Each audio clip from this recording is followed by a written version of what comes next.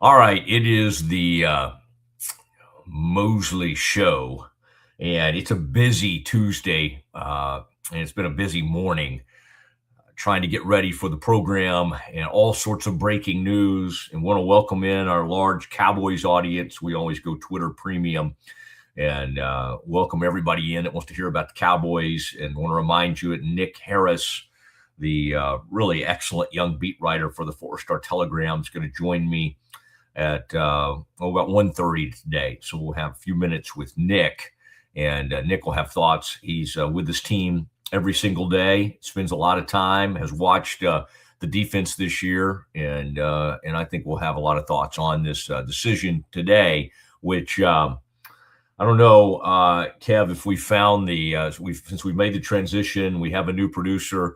I still don't know if we know where the breaking news sounder is. Kev, do you have it? I do not. I have not been given that information. Kev is we're gonna work on that. But anyway, this would be the moment for that. Hoosier Hall.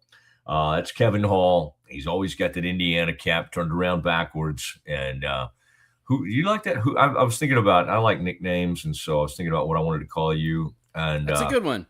Hoosier Hall is because it almost sounds like a dorm, but also it can work with your last name. This is Kevin Hall to our audience. That was a challenge when naming some of my kids. My wife liked the name Lincoln and Reagan, but that just sounds like a memorial when you put it together with my last name. So just an ode to Republican presidents. All right, that's what Kevin looks like. All right, and something. Some of you have commented on my hair getting a little out of control, which it does at times, but it pales in comparison to whatever Kevin's throwing down. There's a good chance Kevin has gone at least about a decade without a haircut, at least 6 months, I would say. Who knows? Maybe every once in a while he goes in there and It only requires a little touch up every 6 months. It's great. It saves me a ton of money at the barber. All right. I'm glad we've what does that cost you to just get a little trim? Like $20? It costs me keeping my wife happy, so she'll do it for me.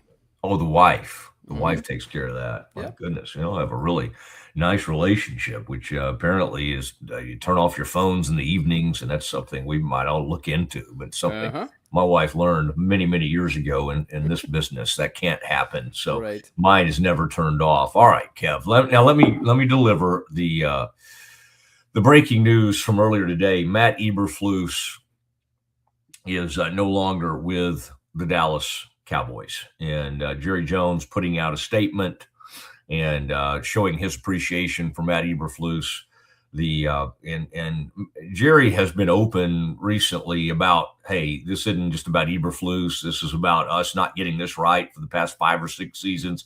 Listen, it really goes back to when McCarthy showed up on the scene. He brought Mike Nolan with him. That was a one-and-done situation with Mike Nolan. That was a horrific year. We thought that was historical. Then we saw what Mike Zimmer did with this defense last year. Of course, it was a lot better when Micah Parsons was healthy. When he wasn't, the numbers were horrible. This year, 7 days before the season, it's like, hey, welcome to town, Eberflus.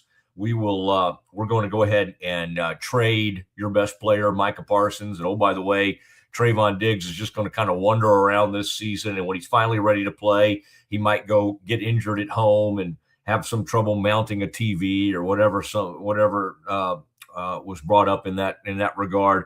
And so lots of things that Eberflus had to overcome. But now let's not act like he didn't bring some of this on himself. I mean, he came bearing gifts. The Cowboys made some moves in the offseason to bring in some former first-round picks. One of those was Elam, the defensive back, and former first-round pick. And so it's like, okay, maybe they can get something out of him. Well, not really.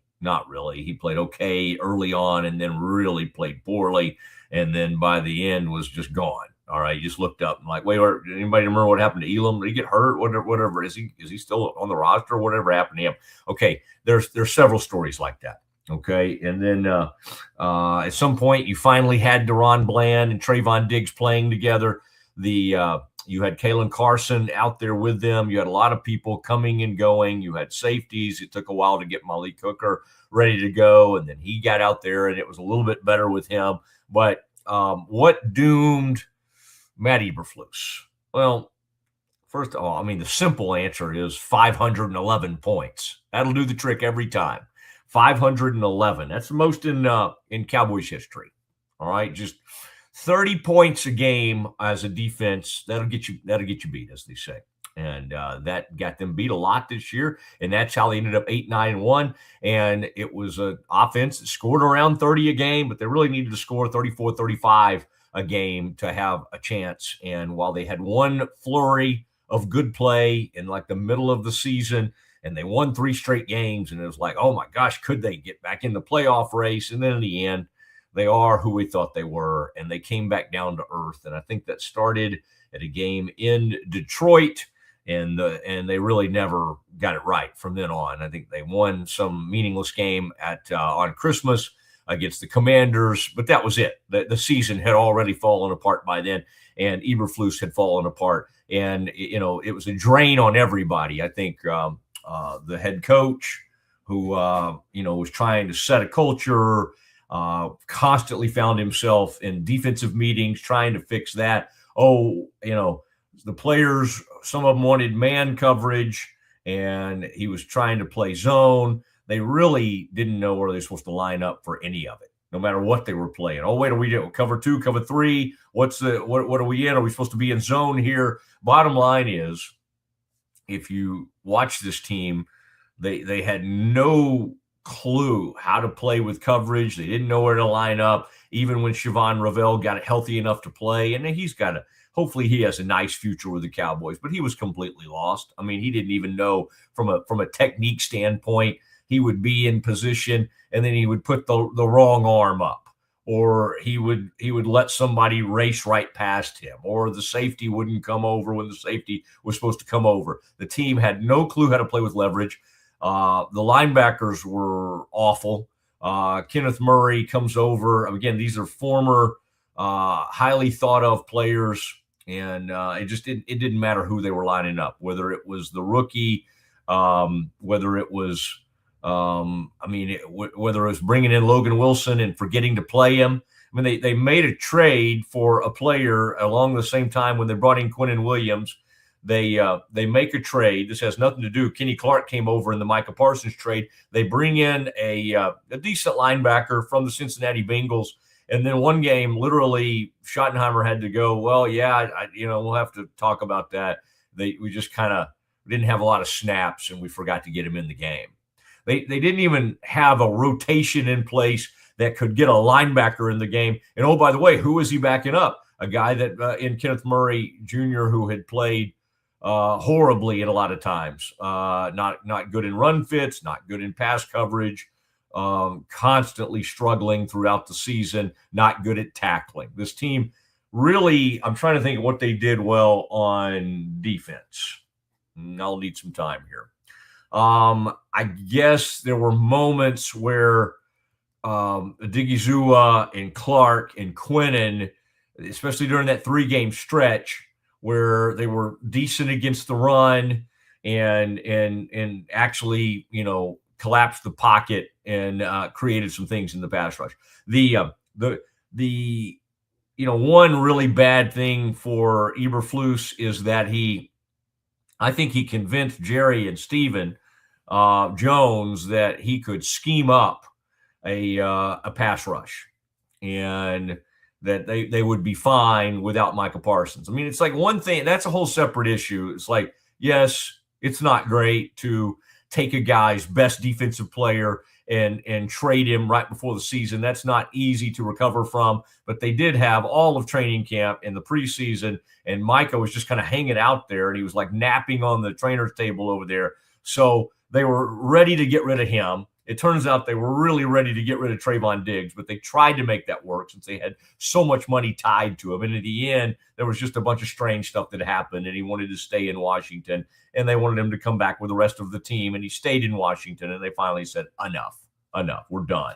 We're done. And that was and so now both Micah Parsons and Trayvon Diggs are with the Green Bay Packers. And so Trayvon Diggs gets to go to a playoff team, gets to flop around all year and basically make a nuisance of himself. I say that. I kind of liked him. I kind of liked the guy. I had good visits with him over the years. But, I mean, it was, in a lot of ways, Eberflus was undermined by personnel moves.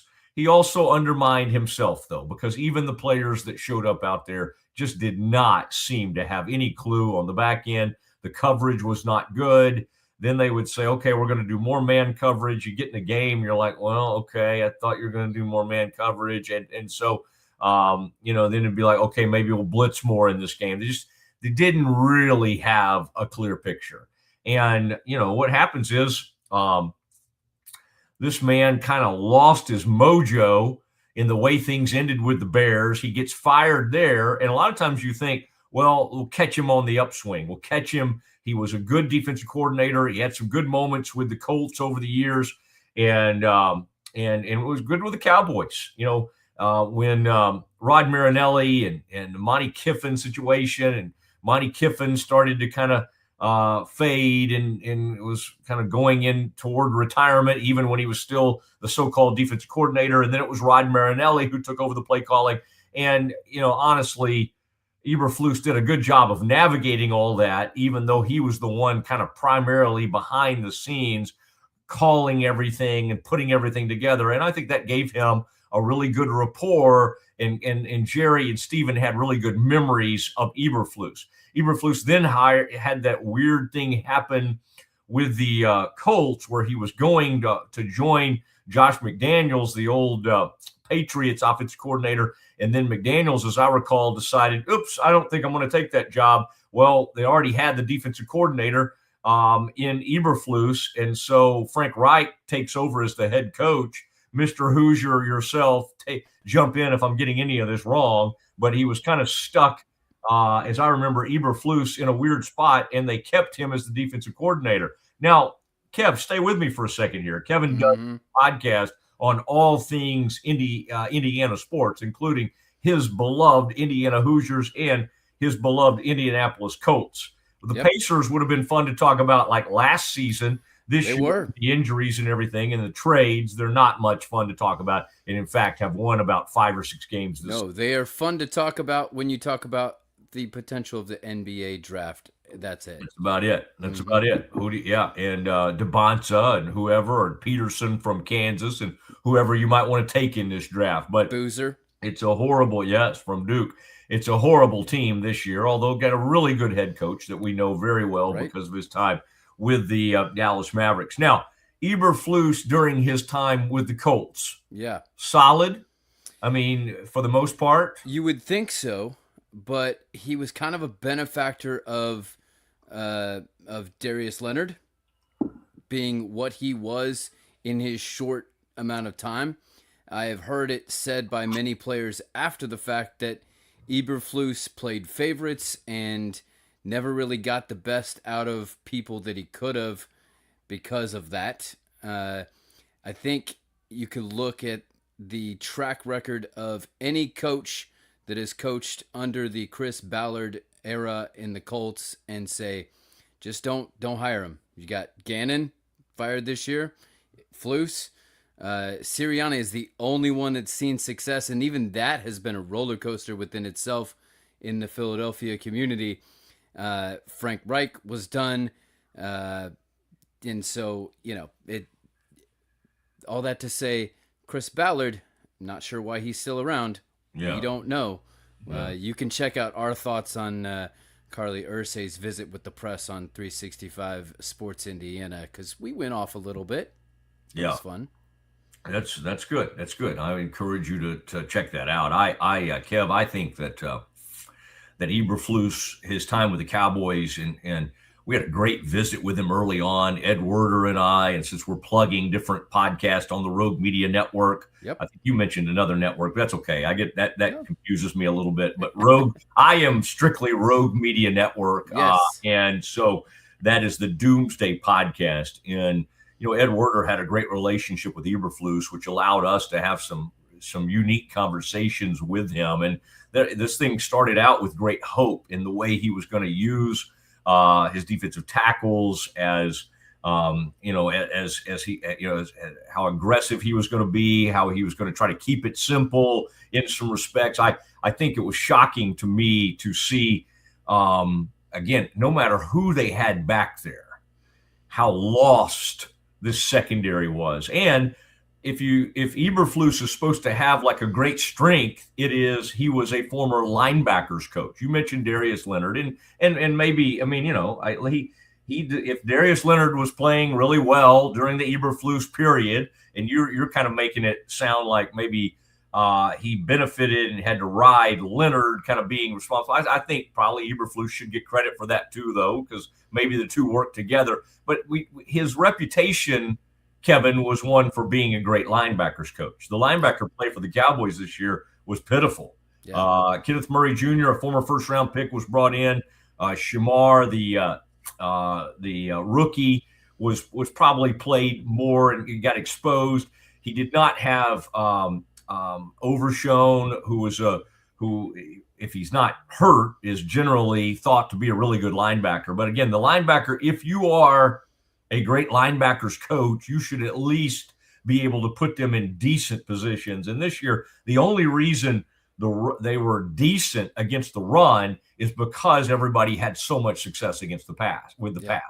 I mean, and I don't know. Let me tell you this: Russell Wilson, who was the old quarterback that used to play for the Colts, who went to Arizona to play quarterback this year. This year. Yeah, the backup quarterback for Arizona. I mean, I'm just saying, people like that ended up putting. Jacoby Brissett. Yes. Yep. Huge numbers. Like J.J. McCarthy had been very iffy, and my buddies that cover the Vikings are like, I don't think they have their quarterback. I don't know if this is their quarterback of the future. For now, they're trying to fit him in and force him in. Is that he put up 250 yards and looked incredible against the Cowboys. The pass defense was pathetic, with Matt Eberflus. So again, and you mentioned he was handed a bad hand of cards. You mentioned Elam. Like, I don't know how former first round or not, how he was expected to do anything. All you had to do was he was 5th on the depth chart and only brought up with the Bills in an emergency situation. How is he gonna do anything? Like, well, it's just like what we see in the portal now. I mean, it's the same thing happens in the NFL. It's like, wait, this guy's a former first round pick, Kyer Elam. We can kind of get his confidence back, get him going again. It's the same thing with the portal. One week you're saying Moy Lagway wasn't very good at Florida, and he just threw a bunch of interceptions and really struggled. And by the next week, it's like, oh man, he may make $3 to $5 million a year. It's people think they can do it, and again, that's another strike against Eberflus, is that he convinced and that he's like, we can scheme this up. We're going to be able to do this without Micah Parsons. So they got in Jerry's ear and they said, hey, we'll be okay, because they all hated the way Micah was carrying himself in the end. Moping around on the trainer's table, a little bit of a problem in the locker room. But again, when healthy, he is the greatest pass rusher in the game. And as somebody made the point, it was a good point recently, there's not a large case across the NFL of like trading greatness at like the peak of their careers and being like, that was a great trade. That made everybody happy. I mean, like, you can go all the way back to Herschel Walker, and yes, Herschel Walker was still at his peak, but that was a one-off. That was, one of the great trades in NFL history. But and it was at a time when you could get picks and 13, like players on top of players, and those players that they were able to cut, they were able to get picks off of them. And so in the end, one player led to about 12 picks in the draft. Okay. Right. That sort of thing doesn't happen anymore. Although you then had the reversal of that with the Saints giving up every single pick for Ricky Williams. Oh, yeah. That was bonkers. It was bad, and it didn't end up working out, partially because Ricky, was Ricky. And he was interested in other things and all of that. Okay, we do have a major guest coming on to discuss all this Eberflus. We're going to have Nick Harris from the Fort Worth Star-Telegram. We'll take care of our sponsors. Thank you, CNB. Thank you, Central National Bank. Man, we love you guys. Nick Harris from Fort Worth Star-Telegram, the excellent beat writer. We'll talk the firing of Matt Eberflus with him next. It's time to start something new at Allen Samuels. Drive in with huge savings on all of our Chrysler, Dodge, Jeep, and Ram vehicles. From a trail-conquering Jeep Grand Cherokee, towing in style with a Ram Heavy Duty, or cruising the city in a sporty and luxurious Ram 1500, we've got the perfect ride for you. Stop by Allen Samuels in Waco, where we make car buying easy. Come by, let's be friends. If you want the best for your body, you want Ascension Providence, the largest sports and orthopedics group in Central Texas. Using innovative and cutting-edge technology, we're able to understand your body better than ever, delivering treatment with precision. And with our fellowship-trained and board-certified doctors, you'll receive excellent care. Work with a team dedicated to your health, wellness, and safety. So you can perform. At your best. Ascension Providence, caring for Texas families for over 120 years. With Ease US, make studio quality voiceovers for your videos online in over 149 languages and dialects. Never been easier to create professional grade videos and voiceovers. Try it today at easeus.com. That's EASEUS.com. Ease US. Tervis is all about staying hydrated. Each product is built to last and comes in endless designs to match your personality. Stay refreshed and express yourself with Tervis. Visit tervis.com today and find your perfect tumbler. Dive into adventure with scuba.com, your ultimate destination for top-tier scuba and snorkeling gear. Whether you're a beginner or a pro, trust scuba.com for the best in diving equipment and expert guidance. Explore now at scuba.com. That's SCUBA.com. Scuba.com. Samsonite is the world leader in durable, high-quality luggage and travel accessories. Travel with Samsonite and pack confidence every step of the way. Shop now at shop.samsonite.com. Samsonite. So all you have to do is tap your Popple to the back of someone's phone, like that, and they instantly get your social media and contact info right on their screen. They don't need an app or a Popple to receive your info. So get your Popple today and start impressing everyone you meet. Make it pop. Golf Partner, the world's largest golf store network, offers more purchasing opportunities than anywhere else. With a dominant market share and a wider selection of quality secondhand golf clubs than our competitors, we make it easy for you to enjoy the game with affordable, top-quality equipment. Golf Partner, overwhelmed by your inbox? Clean Email is here to help. Organize, clean, and manage your emails with powerful automation tools. Say goodbye to spam and clutter and enjoy a stress-free inbox. Try Clean Email today at cleanemail.com. Designed to elevate the off-road experience, enabling adventurers to conquer any terrain. For 50 years, you've trusted us on your toughest recoveries, to your most breathtaking destinations, and in countless unforgettable memories. All right, we are back, and we'll have Nick Harris on with us in a few moments, and we've got him, that link over to him. Kevin, Hoosier Hall, we call him. Kevin Hall doing his thing on the Mosley show. And Kevin, we're starting to see, before we get Nick on here, he has provided his 7 names. I'll have a few as we get into the show on who will be replacing Matt Eberflus. Brian Flores, the Vikings defensive coordinator, his contract is set to expire. The reason I would shoot this down is because Jerry does not believe in paying huge money to assistants. He doesn't really respect head coaches either.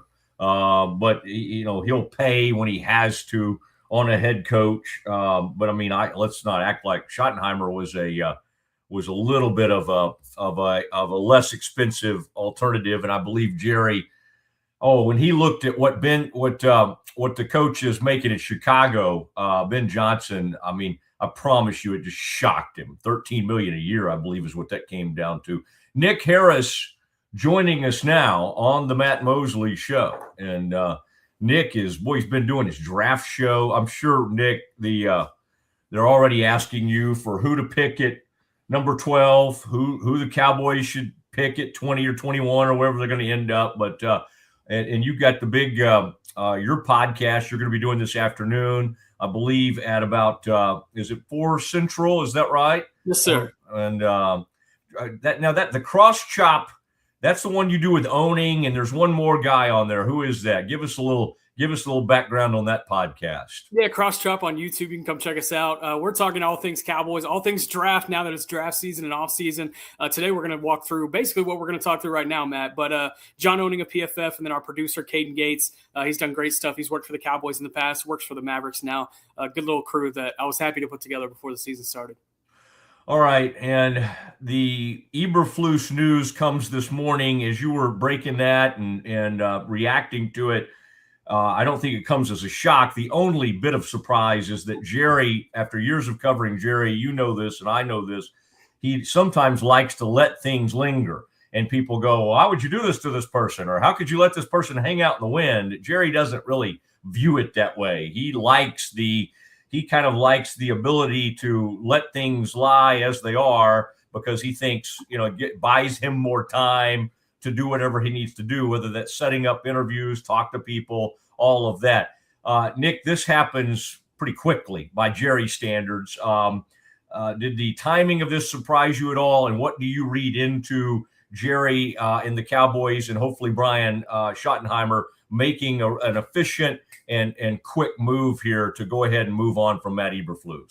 Yeah, the decision itself, not necessarily surprising. The rhetoric over the course of the last 3 weeks, it had been trending this way, that Eberflus was most likely going to be canned. The timing, I would say, a bit surprising. Yeah, like you said, if history tells us anything, it's that it is going to be an elongated process to make the decision that everyone sees is going to be inevitable. I think here with Matt Eberflus, though, as they started to go through these conversations over the course of the past 48 hours, they had these exit interviews with players. They realized that these issues really did stem from Matt Eberflus. Now, granted, it's a multi-layered issue. Jerry Jones has talked about it. We haven't really done ourselves any favors by implementing multiple systems over the course of the last 3 years. Our personnel has been changing, but the buck does start with Matt Eberflus, and I think they realized that over the course of the past 48 hours. Brian Schottenheimer was talking after the game in New York on Sunday, talking about how they want to get through this process in the next 10 to 12 days. Now I see that they want to get a coordinator probably hired in that 10 to 12 day range rather than making a decision itself on Eberflus. And so that's going to be very fascinating to see if they try to make this a quick process. There's going to be a couple of really good candidates that are only going to be able to interview this week because they are in playoff teams, Denver and Seattle. Jim Leonard for Denver, Carl Scott for Seattle, I think could be 2 guys. But it's going to be interesting to see how they go forward with this process.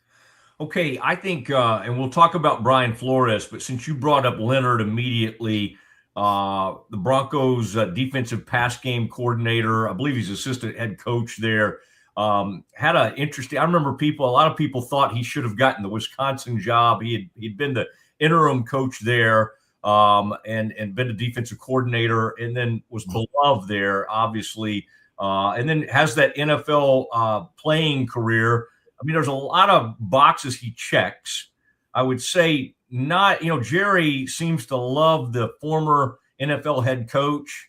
There are a couple of those on your list and all. When you're sitting there getting ready to do your podcast this afternoon, what is it about Leonard that intrigues you? Obviously, the Broncos have had an unbelievable year, but he's not the one calling their plays. Is there anything about maybe his philosophy, his past, who he's served under, that intrigues you a lot? Everywhere he's gone, he's had sound physical defensive backs, whether that be at Wisconsin. Even in his 1 year as an analyst in Illinois, you saw an uptick in their pass defense. I don't know if you can directly credit that to Jim Leonhard, but it is certainly notable. And this team has had interest in Jim Leonhard in the past. Going into the Mike Zimmer hire in 2024, Jim Leonhard was a name that was getting thrown around and has supporters inside of that building. And so Jim Leonhard, I think, would be a name to really watch here as far as an interview goes. Now, could he get the job? I think that's probably going to be a little bit more unlikely. I do think that they try to stick with their resume of either getting a former head coach or B, a guy who's called plays before, and Jim Leonhard just hasn't done that at the NFL level. Now, what he did at Wisconsin for those 6 seasons, there's a lot of track record to point back to, and an interview would be fascinating to see what he could bring to the table to alleviate those concerns. Heck, he was even a guy that Baylor had interest in a couple of years ago before he made that move to Illinois. So he has had a couple of ties to the state of Texas. We'll see if he ends up getting an interview here. All right, you had to bring that up. There's the Baylor's. Any name you could have brought up, they would have preferred over what they've had over the last few seasons. But Jim Leonhard's an interesting one. He's on your list. Brian Flores heads the list. I don't think you were ranking them. You were putting them. Perhaps Gannon's on there too. Some of these guys get fired. Raheem Morris gets fired as the Falcons head coach. That surprised a few people because they had finished out the year nicely. I mean, so some of these people really checked the Jerry box of, they've been a head coach. Eberflus it didn't work out. How much did you see of a drain? I wanted to ask you about that. Schottenheimer, his first year as a head coach, all the things that come with that. He's doing really well on offense, but having to try to fix the defense and not really being able to get repaired. At times it looked like maybe they were making inroads and then it would backtrack. Like, how much of a drain do you think that was on Schottenheimer? And then are there a few of these coaches that you feel like, hey, this would represent a guy that Schottenheimer could literally go, you be in charge of the defense, and maybe he wouldn't have so much on his plate? That's definitely going to be what they're looking for. They want a guy that they can trust 100% to be able to handle things. And you remember when Brian Schottenheimer popped in those defensive meetings starting in about week 4, week 5, that remained throughout the season. And when you're a head coach, every second is super valuable. And if you're giving a second elsewhere, that means you're taking it away from someplace else. And that was acknowledged here toward the end of the season and being like, there were so many resources and time dedicated to figuring out these defensive issues that, you think about the red zone scoring issue. They had a third down offense issue for a few weeks in the middle of the season. You wonder if maybe there was more time to correct those concerns if this defense wasn't as bad as it was. And so, when they do cast their net here to see who exactly they want to go grab, that's going to be a big part of it. Who can they trust to be able to man that side of the ball so that Brian Schottenheimer doesn't have to pop into those defensive meetings and he can focus on his side as the head coach? What excites you the most about Brian Flores? And I will just say the only thing about that one is that Jerry's he does not love paying coaches, period. I mean, whether it be a head coach or his assistant or whatever, he does not strike me as someone who's going to get in a bidding war if a lot of people are trying to get Brian Flores. And by all accounts, it seems like Minnesota would like to keep him.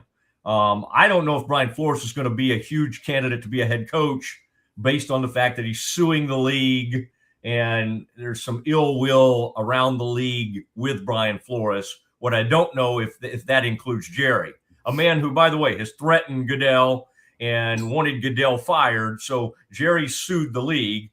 He would be one of the people that probably wouldn't bother as much as other owners around the league. I think he would be a great choice, but for some reason, I'm not really seeing it with Jerry. Are you feeling the same way? I think Jerry could. I think Jerry loves Brian Flores. You go back to a couple of weeks ago when the Vikings beat them on December 14th, and the couple of days after that, Jerry and Stephen Jones both spent a lot of time on the radio praising Brian Flores, even after the game outside of the locker room, praising Brian Flores and what he was bringing to that game. The pressure, the heavy pressure. They blitzed more than any team in the NFL this past season, the Minnesota Vikings. Now, it requires really veteran-type guys on the back end of the secondary. You would have to wonder if Brian Flores does find his way into Dallas, would they have to overhaul that secondary a little bit? But it's an intriguing name. However, I don't think it's likely for a couple of reasons. One, I think he gets a head coaching job this cycle. He's currently the favorite to be the Las Vegas Raiders head coach as of this morning. And then also, even if he doesn't get a head coaching job, I don't think Minnesota lets him go. And as far as, Jerry potentially getting in a bidding war, if that is what it ends up being, Jerry did pay Dan Quinn the highest of any coordinator in the league a few years ago. But again, that was after a couple of proven years of experience and some track record there. Whereas this would be a first year, obviously, as defensive coordinator. Isn't it funny to hear Jerry talk about, it's like he doesn't want to admit that Quinn was pretty dang good, right? He paid him a lot. And he said, well, we were porous even 5 or 6 years ago. And he's kind of talking about, I think, the Quinn's run defense years, except that those defenses actually had an identity, and it was takeaways. Now, part of the guys doing that, or one of them's gone, right? And one of them had a up and down year, talking about Deron Bland. But it is interesting because when you talk about all the failures, Mike McCarthy, and I'm wondering how much say Schottenheimer will have in this deal. I think we immediately go, I hope he has a lot to say. I think it'd be good. Sink or swim on your own merits. But I'll also remind you that Mike McCarthy at one point signed up Mike Nolan, right? And that lasted 1 season, and that was a disaster. How do you see that playing out between Jerry and Schottenheimer and Steven, having been around the Cowboys now for several years? And how much say do you think Schottenheimer, and knowing how much say, depending on how much say you think he'll have, where do you think he would lean?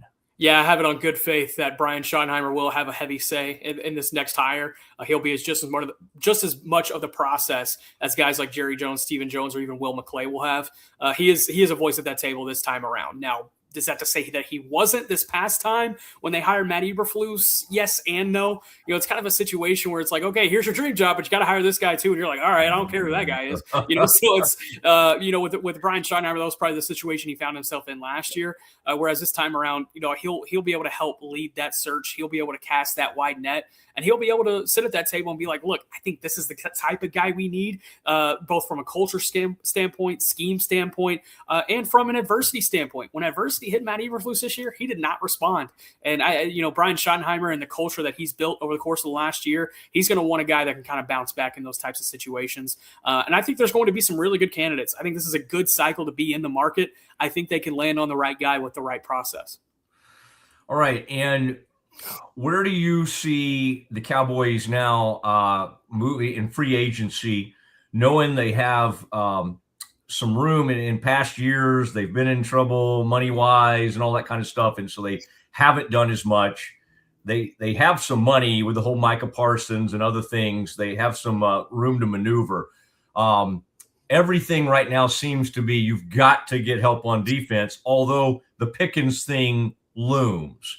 As you're in your mind, as they prioritize things, and the kicker, by the way, who's, he's not, he showed that he was mortal, and he does miss some kicks over 55, but you probably need to take care of him as well. How do you think the Cowboys will prioritize the offseason, and how do you think that shakes out? Because it's easy to go, oh my gosh, they got these 2 picks, and that's incredible. And yes, you want to land 2 starters there, but you also, as you just said, would like to meld that with some more veteran help on that defensive side of the ball. Yes, certainly. And looking forward to this offseason, currently as it stands today, they're $33 million in the red. That's what they're projected to be at under the cap. But they have a lot of different ways to create some money, whether that's restructures for Dak and CD, kind of pushing their numbers down the line a little bit, or if it's restructuring a contract for a guy like Kenny Clark. Kenny Clark has no guaranteed money left on his deal. He currently has $21.5 million that's set to hit the books next year. He's probably not worth $21.5 million. So they're going to have to get at the negotiation table and probably figure out a new contract for him. Terrence Steele is another guy. That's a guy that they could create. I believe it's right around $13 million of cap space for if they were to designate him as a post-June 1 release. I'm not in the camp of thinking that it's time to move on from Terrence Steele, but I think you could make the justification. Granted, that with the money that he's making, you would have to at least get at the table and be like, hey, man, you're not worth this money anymore. Let's at least figure out a different deal for you. I think that's probably the more realistic option. But there's ways to create money for this team where they head into free agency 40, 50, 60 million in the green, and they can make some things work. And that also includes whatever the George Pickens number is going to look like next year. And you mentioned the Pickens thing. I am fairly certain he is going to get the franchise tag early on, and that's going to kind of be a placeholder for them to work out a contract extension all the way up until July 15th. If that July 15th date comes around, he doesn't have that extension, then he will play under the tag. And so I expect that. And as far as the negotiation, man, there's no telling how a negotiation is going to go under Jerry Jones. Mm-hmm. Although he did say recently, didn't he, that he might be talking to this agent, right? He didn't. At least he's not saying he doesn't know the name of the agent. Yeah. And true Cowboys fan, he's admitted he loves the soap opera. But it is funny that and it happens when there's like a really good agent, right, who has great players. You're going to deal with the same agent a lot. But it's funny after this high-profile falling out with Micah Parsons that now on a huge player again, he's got the same agent to deal with. That will be interesting to watch. Okay, Tyler Smith, that's an interesting one because I thought he made you guys well aware of what did he say? You know, you feel me, dog, or something like that recently. An all-pro guard, you feel me, bro? You feel me, bro? So, you know, he's obviously become one of the best guards, if not the best guard in the NFL. And now there is some thought. He's a competent player. He could probably get you through a season at left tackle. He's incredible at left guard. How do you see this playing out? And like, you can't help but think, even though he's had injuries and other setbacks, that the team is kind of faded on Guyton at this point and thinks, and the thing they can't do, the thing this team loves doing more than ever, and they've had success with it, is sitting there in the first round and letting whatever really good offensive lineman fall down to them and taking that offensive lineman. We're now at a point where it's like, you almost can't do that. You really need some defensive players. How do you see that side, Tyler Smith, factoring into all that? Yeah, I think this conversation has a lot more to do with Tyler Guyton than it necessarily does Tyler Smith, right? And that's kind of strange considering he's not the one that is having such controversy around his positional flexibility. But it's more of a luxury that they see with Tyler Smith. And Jerry Jones, every time Tyler Smith is brought up, he loves to pin him into the Larry Allen pigeonhole. And it's a good pigeonhole to be in, don't get me wrong. But he's not Larry Allen, and no one should be expected to be. He is an all-pro left guard. He is right. I feel him, bro. And I think they need to I think they need to be looking at whatever. If they're not confident in Tyler Guyton, then they need to be looking for that left tackle solution. Or if it's a situation where they're like, hey, we already know we're moving on from Steele, we're going to move Guyton to right tackle, then go get your left tackle in the draft. I'm okay with that. You know, considering the investment that you made on Dak Prescott on the wrong side of 30, you know, that's probably the only time I would be able to co-sign, hey, making 4 to 5 first-round picks on the offensive line over the course of 6 seasons, because you want to protect that investment. And you've seen what Dak Prescott can give you when he plays 17 games fully healthy like he did this past season. And so, I think it has more so to do with everything that's going on around Tyler Smith. If you're asking me, though, keep that guy at left guard and figure out who to plug and play next to him. All right. And by the way, was that part of your Cotton Bowl swag? Did you actually? Okay. Yeah, thankfully. Shout out to Scotty Rogers, our guy at the Cotton Bowl. He always hooks us up. Oh, Scotty Rogers. Okay. My guy's Michael Conradi out there. So I may need to check in because I like that kind of a sleek look. Yep. I don't like a lot of writing, although I guess my cap says otherwise. But that's a sleek looking Cotton Bowl, and I love the old insignia and everything like that. And I like the kind of the golfer. You know, that's a golfer. Even if you don't play golf, Nick, you look like you could step up there and hit a pretty good tee shot right now. All right, so people will want to know your pick. That's what you'll be asked more than anything else in the coming days. Your pick for defensive coordinator. Leonard, you obviously know a lot about. Gannon, Raheem Morris, some of these other guys make sense. Flores, we don't think it's going to happen, but he would be an incredible choice. What is, as of today, if you were a betting man, who would you put your money on? I do want to preface that this is an early feel. This is not based off of any conversations I've had, more so about the conversations and dialogue that's been had over the course of the last 5-6 months. I think this is going to be a 2-horse race between Jeff Ulbrich, the former Falcons defensive coordinator, and Jonathan Gannon, the former Arizona Cardinals head coach. I personally think it ends up being Ulbrich. That would be my guess today. But again, like I said, it's early. They haven't even scheduled any interviews yet. We'll see where this process takes us.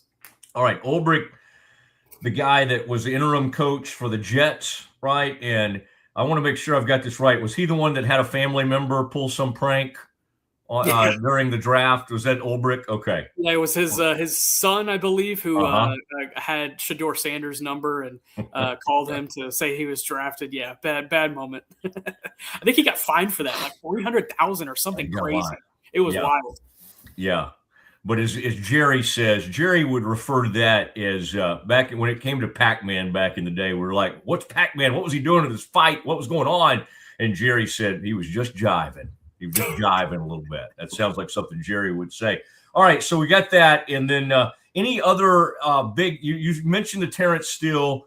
When they get to – I mean, there's so many things to fill. You need 2 cornerbacks. You're going to need a safety if we think Donovan Wilson will probably be moving on. I mean, you're going to need – you're right. You're going to have to restructure if you want to keep these 3 defensive tackles. You need an edge rusher. I mean, what does that say, Nick, that your best pass rusher was on the couch, did not come to training camp and was not there for the first game of the season, has to come from the couch and has 3 sacks the other day. And the way Moose and other people were talking about it, and I don't know if you have a thought on this, they were kind of portraying him as like one of the great leaders in the locker room for that defense, Jadeveon Clowney. I mean, that is pretty damning. It's great for him, and it says a lot about how he took care of himself and was prepared when the moment came. But it's sort of crazy for the Cowboys that they made that statement to us. We can scheme it up.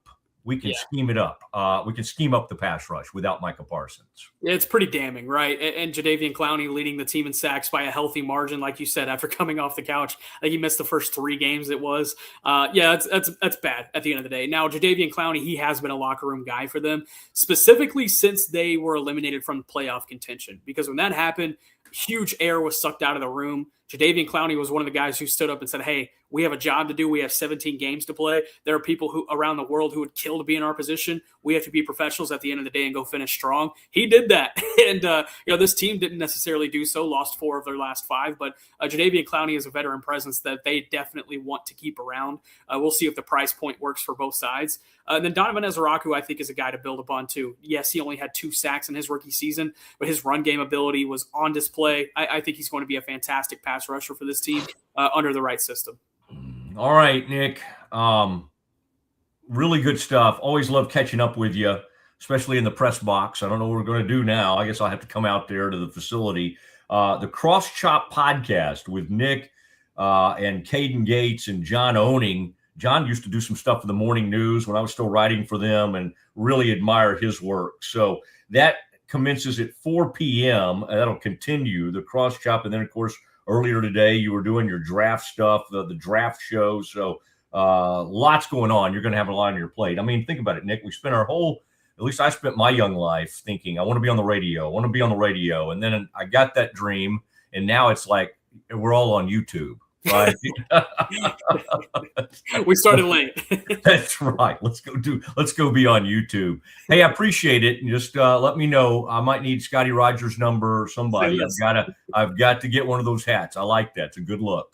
Thank you, Matt. I appreciate you always. All right. Great having you on. There he goes. Nick Harris covers the Cowboys for the Fort Worth Star-Telegram and does a very nice job. And you heard Nick there, a 2-horse race between Jeff Ulbrich and Jonathan Gannon is the way he has it. And again, this is more based on, if I'm hearing Nick correctly, this is more based on his kind of gut right now, looking at the candidates, looking who might be a good fit more than, what all his sources are telling him. So he may have a different thought in the coming days. But right now, at this very moment, 2-horse race, Jeff Ulbrich, who's been with used to be with the Jets, then with the Falcons, under Raheem Morris as their defense coordinator, and then got blown out there, and then and Jonathan Gannon, who just got blown out with the Cardinals. Now you might go, oh my gosh, well, Eberflus got fired, and here's the deal: these defensive coordinators. I mean, Wade Phillips got fired several times. Wade Phillips, when the final story is written on him in his obit, which we hope is many years from now, it will be he was one of the great defense coordinators in the league. He was okay as a head coach. Honestly, had a pretty good winning percentage, but he was known as a great defense coordinator. There are far worse things to be known for than being a great defensive coordinator. And some of these guys, I mean, Gannon, for instance, all he would need is literally a couple of seasons or even one season of being a great defensive coordinator and really putting a unit together. And he would once again be a head coaching candidate because he's so young. He's 43 years old. Ulbricht's the same way. I mean, Ulbricht would get his chance. Ulbricht was an interim head coach for the Jets. But if Ulbricht comes in, I mean, the great thing about being a defensive coordinator for the Cowboys. Now, the downside is, it's the upside and the downside. There's so much visibility that you have decent success, and if you kind of like Dan Quinn, you have all the Dan Quinn had a great reputation with the Seahawks, goes to the Falcons, takes them to the Super Bowl, but has one of the worst collapses in Super Bowl history, up 28-3, and then so his reputation takes a huge hit. Well, he gets with the Cowboys, he starts getting a lot of takeaways, and the reputation shoots up again, and he gets his head coaching opportunity. So there's some downside to it, which is huge visibility. If it doesn't work spectacularly, and you could be gone within one season, as we've seen with 3 of these guys in the past 6 years. Mike Nolan, gone. Horrific year. Mike Zimmer, gone. Awful. And then, of course, now Matt Eberflus. So it can work either way. But, boy, if you're looking for a place where you can have some success and if you can turn things around, and what better person to follow than Eberflus? 511 points. There are not many jobs you could seek. So anyway, I hope you enjoyed that. We'll put that out there because a lot of people watch our show kind of when we archive it. And so we'll get that Nick Harris, the full interview, and we'll get that out to everybody. And of course, we'll have that on the YouTube. For everybody who's on with us today from a Twitter standpoint, make sure you go over and sign up on the YouTube page. Okay, you can subscribe for free, and we would love to have you over there. All right, we're going to look at some college stuff. We'll do our campus confidential. We'll do all of that next. If you want the best for your body, you want Ascension Providence, the largest sports and orthopedics group in Central Texas. Using innovative and cutting-edge technology, we're able to understand your body better than ever, delivering treatment with precision. And with our fellowship-trained and board-certified doctors, you'll receive excellent care. Work with a team dedicated to your health, wellness, and safety. So you can perform. At your best. Ascension Providence, caring for Texas families for over 120 years. When you strive for greatness, you have a target on your back. When it comes to finances, we're all targets for scammers. But with the right game plan, you can protect yourself. Don't get faked by fraud. Here's a tip. Don't buy from social media ads unless the ad is from a verified company. When you click those ads, you open yourself up to fraud. If it seems too good to be true, it almost always is. This message is brought to you by Central National Bank. Bubble wasn't here. I don't know what people would be doing, like making PowerPoints or something. I love that I can sit down and build something the way that I think it should be built. Bubble turns ideas into fully scalable apps. Try Bubble today. At Covers & All, we've revolutionized protective solutions with cutting-edge, customizable covers, tarps, and curtains. We deliver premier protection at affordable prices and express shipping. Visit coversandall.com today for the perfect fit, guaranteed to last. Better sleep, inspired by nature. Your back, hips, and shoulders will fall into perfect alignment in any position, meaning that you get deeper, more comfortable rest. Visit ecoterrabeds.com. Cleanse your body of accumulated toxins and embark on your wellness journey at your own pace. At Global Healing, we provide premium supplements to help your body heal naturally. Start your healing journey today at globalhealing.com and organichemp.com. Relax with Hemp Delicious. Organically grown hemp, massively blended with delicious organic herbs, responsibly sourced for their holistic benefits. Each sip offers calming, antioxidant-rich wellness. Brewed just for you. Sip the calm with Hemp Delicious. Is your Mac running slow? Mac Booster 8 is your all-in-one solution to clean up 20 types of junk files. Get your Mac running like new again with Mac Booster 8. Visit macboost.net today. I know you're gonna love this Kodak Dot Plus printer. You guys just connect it to your smartphone. I can assure you, you are going to love this printer as much as my family has. You guys have to check it out for yourself. At Mapify, we believe in celebrating your journey. Our unique personalized products are designed to boost your confidence. From custom home decor to meaningful gifts, we help you cherish the memories that make you who you are. Visit mapify.com and start celebrating your story today. It is the Mosley Show, and good to have Nick Harris on with us from the Fort Worth Star-Telegram.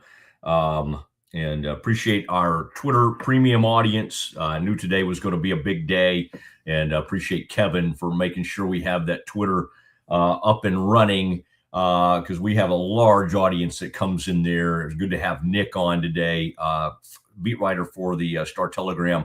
And interesting, if you're just joining us, and Kev, let's get that CNB thing up there. Well, I love taking care of them. I love that thing just to stay up there for a good while.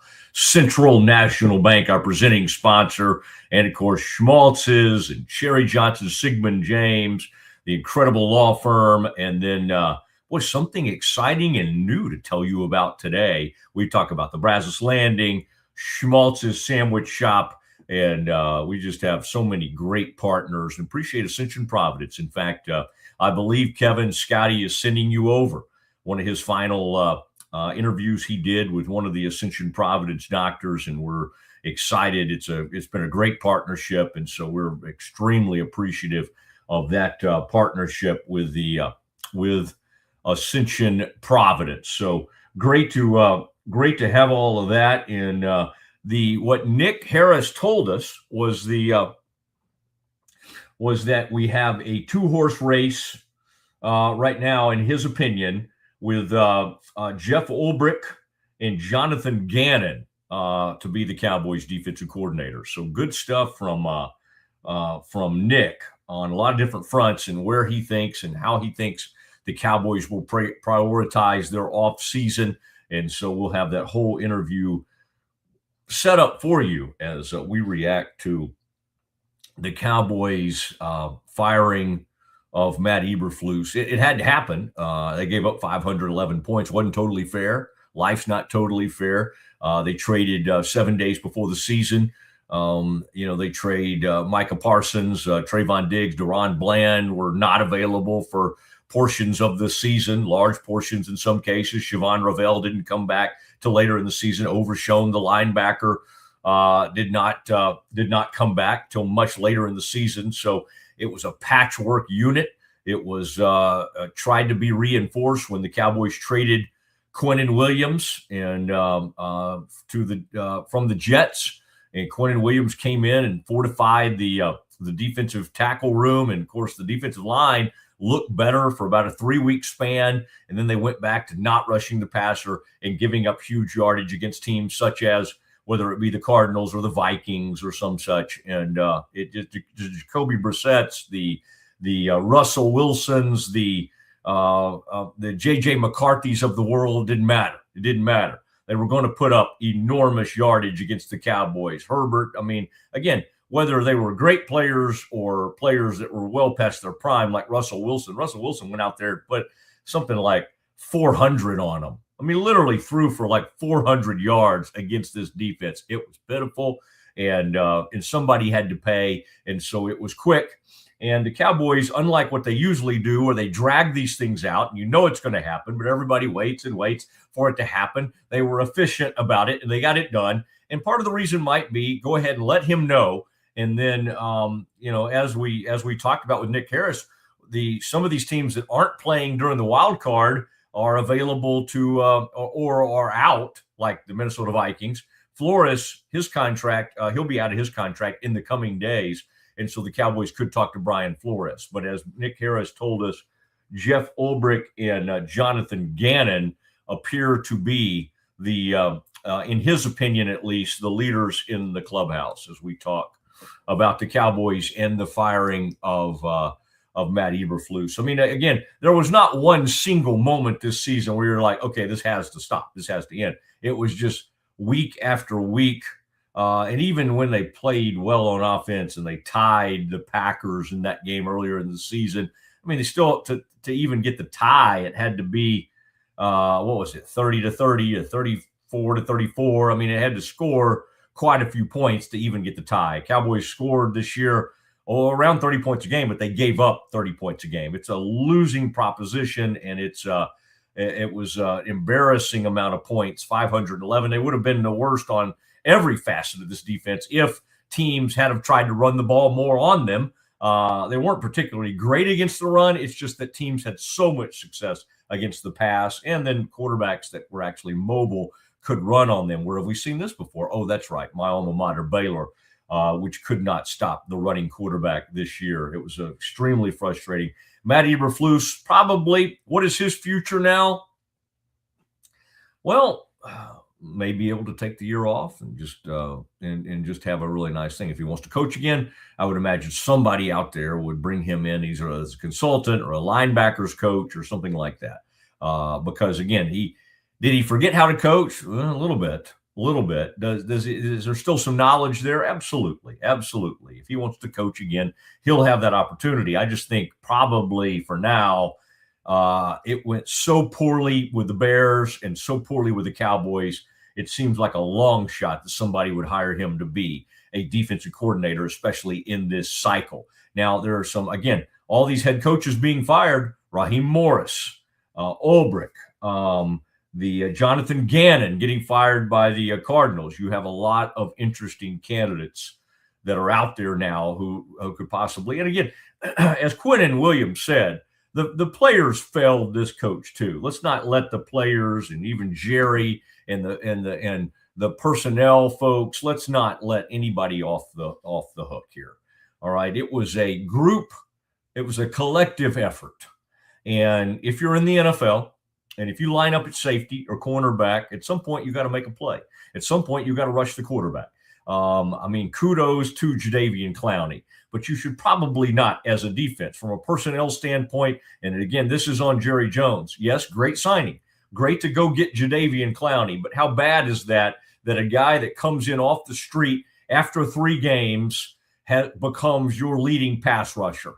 So, I mean, it was a bad all the way around. And any thought, and I think Eberflus planted this in Jerry's ear and Steven's ear, any thought that, oh, hey, by the way, we'll scheme this thing up. We'll scheme this up. I mean, come on. I mean, it really is kind of a embarrassment that it came to this, that should have to happen. And the one thing I'll say, too, in defense of Eberflus, hey, horrible tragedy a few weeks into this season with and Quinnen Williams. They just made the trade. And then Marshawn Nealon, the tragic ending to his life. That was a lot to manage, both for Eberflus and Brian Schottenheimer and the locker room and the drain that took on the team. And again, I'm not out here saying these people are paid huge money, and I'm not out here to give them excuses. But I would just say Eberflus had some help in this disaster that was the Cowboys defense this year. There was a lot going on. Now, what are the pieces that they have that they can build on moving forward? I think Quinnen Williams is a great piece. I think if they can restructure Kenny Clark, he can be a helpful piece.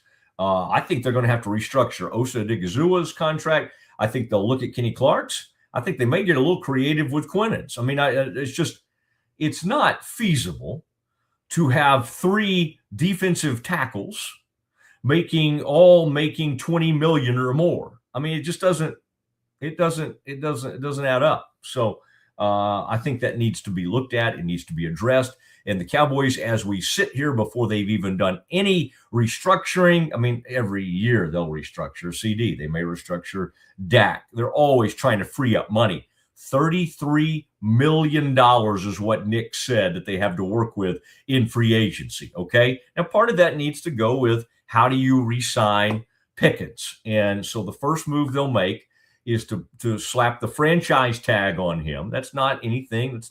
Doesn't have to be viewed as a huge negative. It's just a placeholder to allow them to negotiate. Then they'll have until we get into the summer, and you'll have until about July 15th, which is getting closer to camp opening. Now, if they put the franchise tag on him, and he makes somewhere in the neighborhood of $28-30 million. Okay, it depends on what the five. It's an average of the five highest paid people at that position, and so it could end up somewhere in the neighborhood of, let's say, $32 million.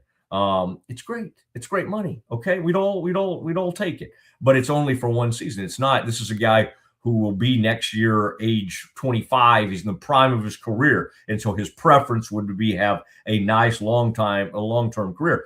Do you want to pay him what you're paying CeeDee Lamb? Do you want to sign him to a long-term deal and pay him $35 to $38 million? I mean, that's the going rate.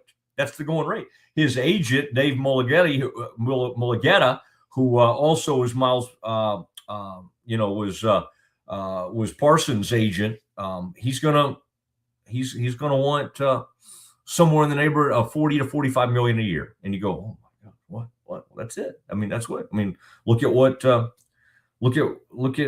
Parsons. Look at what he ended up getting. I mean, it is the going rate. Pass rushers, we know what that ended up being, and that ended up being in the $46 million a year. Top flight receiver is going to be 38 to 40. I mean, that's going to be the market for it. So you either pay him his 28 to 30 on a 1-year deal, or you do the long-term deal, and then you have two guys at the same position accounting for somewhere in the neighborhood of $70 million a year. All right. And you already have a quarterback who makes $60 million a year. All right. There you go. There's a good, that's 70, 40, that's $130 million at three positions. All right. And don't forget that you got defensive tackles totaling 60.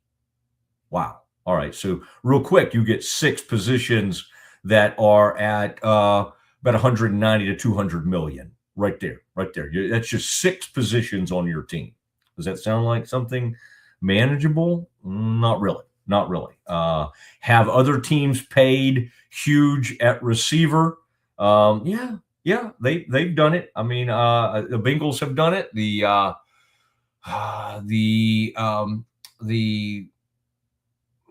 Vikings are going to have to do it if they want to keep up. I'm just trying to think of some of the teams that have done it. It doesn't always work. Because these guys are divas. They don't like the other guy making more. And I'm not just saying CD and Pickens. I'm saying receivers in general. So there you go. That is the latest on the Cowboys and what's going on with that. I'll tell you what, let's do some, Kev, let's get ready to do some Campus Confidential here. All right. Let's get that beautiful. There it is. The Campus Confidential graphic. It does block your long locks. If you ever do go short, you ought to consider, which, your wife probably won't let you do, but locks of love, where that's kind of a neat thing. And I had a buddy who, I think that was just an excuse he would use to grow his hair out long, but it was like, oh, I'm giving back. And which again, it's a nice thing. Kev, let's begin. And you know what we need to do? We need to have sort of theme music, I think, going into these things. Like Campus Confidential deserves some theme music. I've got a drum line kind of thing. Yeah. And I don't know if it needs to happen like sometimes in radio it drives people nuts when you keep the underbed the whole time. I don't think we need to do that on YouTube.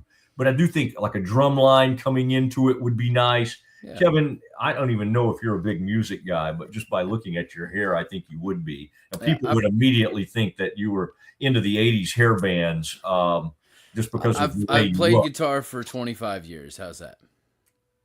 Metal, like, or what kind of, or like, or were you more like acoustic folk? What would you lean toward? I more of acoustic kind of stuff. I was in a band, toured around, did Christian pop rock back in the days. Oh my goodness! Mm-hmm. Oh my goodness! Yep. Let me think of my favorites from that genre. Petra. This was a little before your time. I remember I was a kiddo remembering that one. Yeah. More Power to You. Great. One of the greatest CCM songs.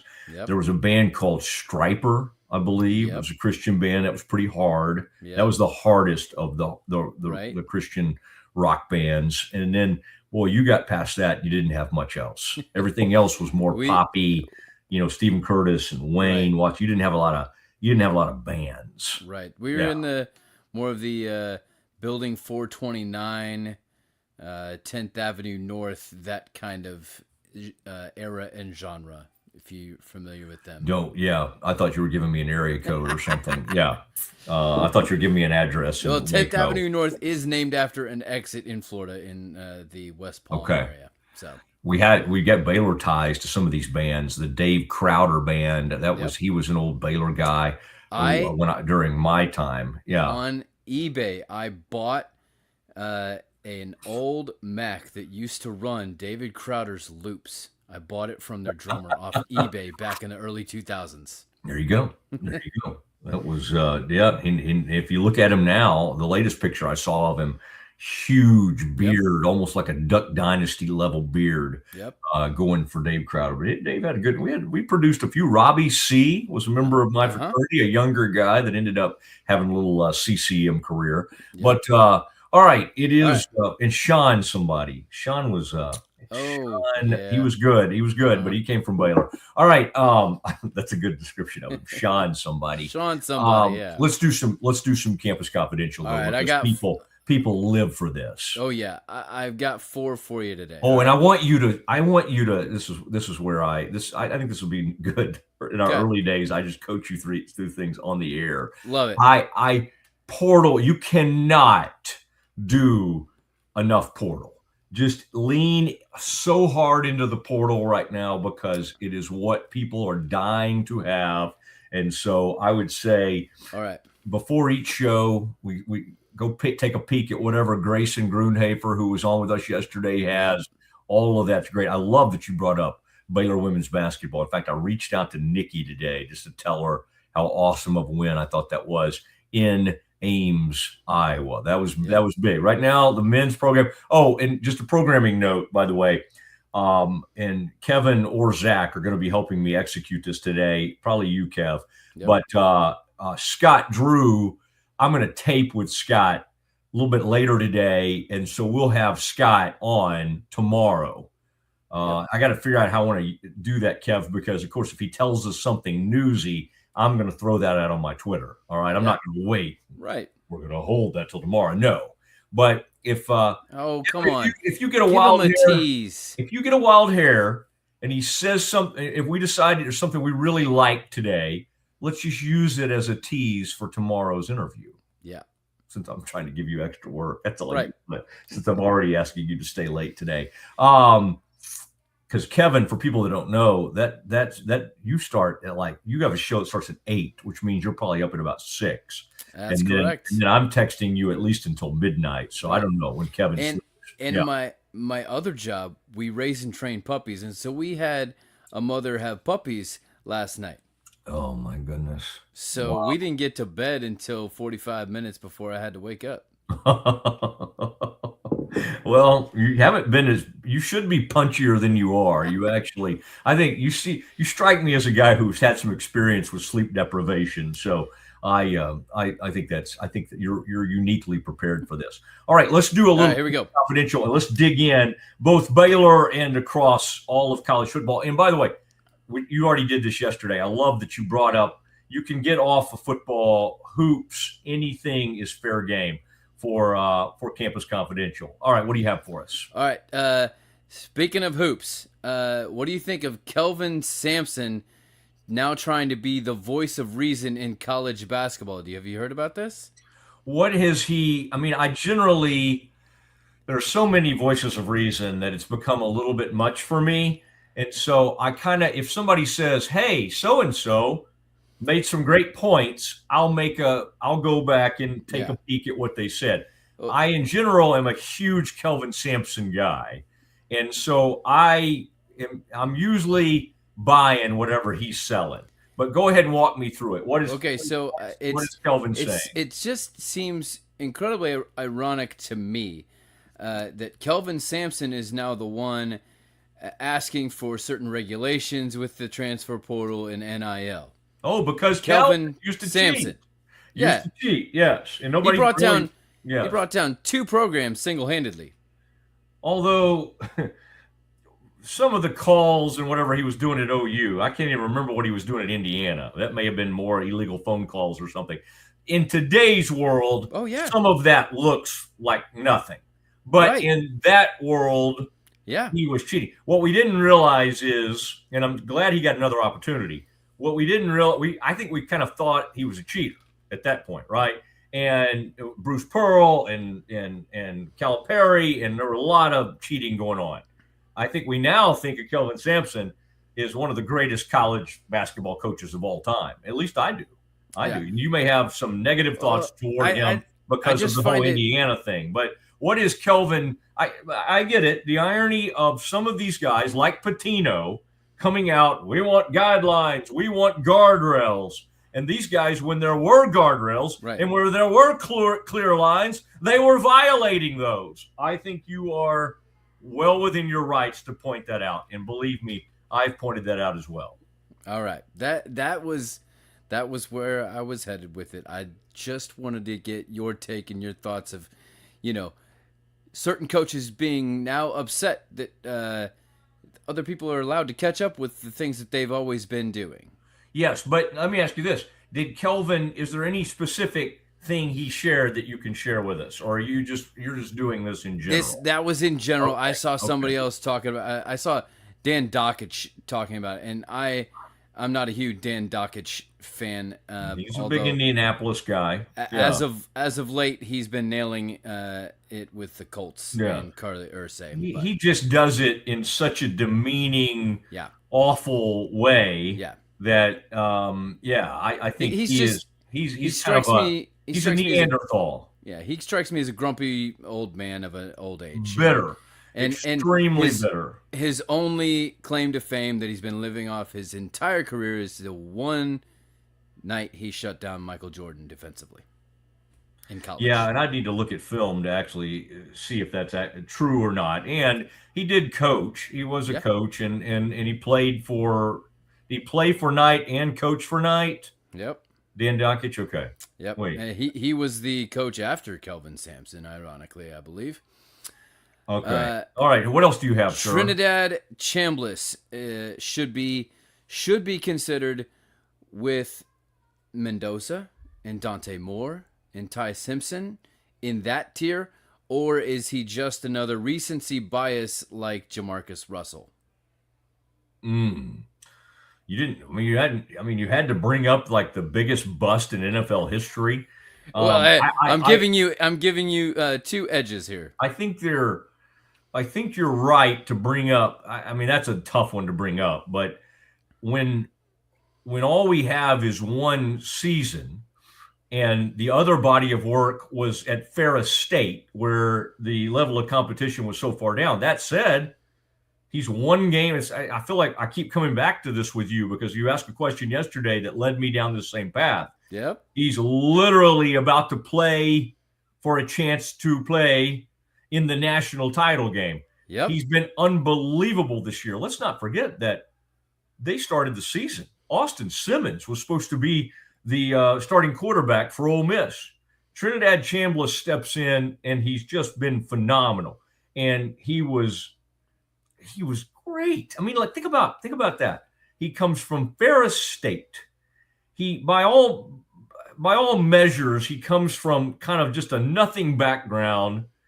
And I mean, he was not even, I don't even think, a 3-star recruit, because he wouldn't have gone to Ferris State if he was better than, I mean, the guy has zero background, and yet at an enormous moment against Georgia in a tie game, 3rd and 5, he throws one of the greatest passes I've seen in CFP history. On the money. I mean, it was gorgeous. So I would say I think he's the real deal. And he's so much better right now. And it's not just because Alabama just got killed, but like Ty Simpson is not even in his stratosphere. Now, Fernando Mendoza, what he's accomplished, and the Heisman, and the way he's played this year, and even his background, people act like he came from Ferris State. He did not. He actually came from Cal Berkeley, right? I mean, that's a legitimate Power 4 program. Right. So, and he's a Miami kid. Miami, South Florida football is no joke either in high school. Absolutely. But I would lean toward putting him in that group, the elite group. In fact, if they went on to win the national title, and you could say, well, let's have the Heisman vote after the national title, and Trinidad Chambliss leads Ole Miss to the national title, I would almost be willing to, I would like reconsider my pick. That's how great a season he's had. Although I love, don't get me wrong, Mendoza is fun, quirky. I mean, he's just a perfect fit. That's why Signetti's so great. There's a lot of reasons, but like, get somebody that fits perfectly with you. And he brought in a quarterback who basically kind of has his same personality. Now, Fernando's nicer and probably more outgoing than Signetti, but you talk about just a perfect fit. That's a beautiful fit. Yeah. Some people pointed out Fernando's dad actually could be pretty much the spitting image of Curt Signetti. They look like eerily similar. Yeah. Well, so I love it. I also like, did you see the video of Signetti was getting ready to go out in the Rose Bowl, and he's ready to lead the team out. Yep. And Alabama's lined up over there. Kayla DeBoer and Alabama in the past, just their very presence. Yep. The very presence of those uniforms and those helmets would strike the fear of God in others. And right before that game, there's video. It's a great video of Pat McAfee and his group getting ready to call the game from the sideline. And McAfee's kind of just sitting there watching Signetti, and Signetti looks at him and he gives him the gun. Yep. And does that, and then looks away, and it just it's the most John Wayne looking moment you could ever have. I saw that as an Indiana fan. I said, "This is Indiana sports right this instant, right there." Who would have ever thought? Like the fact that Indiana's been out in the wilderness for 20 years in basketball, and it still remains one of the greatest basketball state in the country, and Hoosiers and I get all that. And there's a guy that's a security guard at Baylor games who played at Baylor. You should meet him sometimes, Kev. Next Baylor game you attend, men's or women's, there's a security guard down there. He's from Shelbyville, Indiana. Yep. And his name is Julius Denton. And he helped lead Baylor to beating Nolan Richardson's number 3 ranked Hogs in 1990 at the Farrell Center, after the Farrell Center was brand new. And I was there as a high school kid that day. I was at the Farrell Center. But anyway, I get the joy and the passion of Indiana basketball. And so does the guy we'll have on later, Scott Drew. But Signetti has done the impossible. Yep. He has turned Indiana into a football school. And nobody ever would have thought it was possible. And it has happened. And it's mostly speaks to the greatness of Signetti in football. It also speaks to how lousy basketball has been over the years. Okay. I've got another Signetti one, but back to what you were saying about Trinidad Chambliss, isn't what you're describing having a really good season and winning a national championship just the same as Jamarcus Russell did. Now, speaking of that, did you hear the Jamarcus? Did they win it with Jamarcus? Yeah, they did. That's what blew his stock up. Are you sure? Is that when Saban was there? I we got to double check that. I don't have a great memory of Jamarcus Randall celebrating a national title at LSU, but you may be right. I believe that's what's not coming to me. Okay, I believe that's what happened. But by the way, yeah. Here's why I don't think it's also fair. There were already signs of Jamarcus overweight, doesn't move well. Like there were signs that he, but again, to your point, that was back when you didn't have a rookie pay scale. Yeah, Jamarcus Russell literally got like $50 or $60 million guaranteed. Yep. Wow. Yep. How much of that does he have left now, Kev? Not a lot. Speaking of him, though, did you see his comments to incoming rookie potential first-round draft picks?